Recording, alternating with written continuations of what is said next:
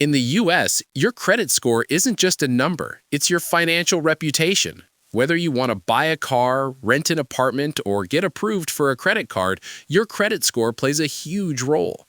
The good news? Improving it is totally possible, and it doesn't have to be complicated. First, always pay your bills on time. Payment history makes up the biggest portion of your credit score. Even one missed payment can hurt you, so set reminders or automate payments if possible. Second, keep your credit utilization low. That means don't use too much of your available credit. A good rule is to stay below 30%, but if you can keep it under 10%, even better. For example, if your credit limit is $1,000, try not to carry a balance higher than $300. Third, don't close old credit accounts. The length of your credit history matters. Even if you don't use an old card often, keeping it open can help boost your score over time.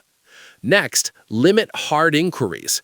Every time you apply for a new credit card or loan, it can slightly lower your score, so only apply when you really need to.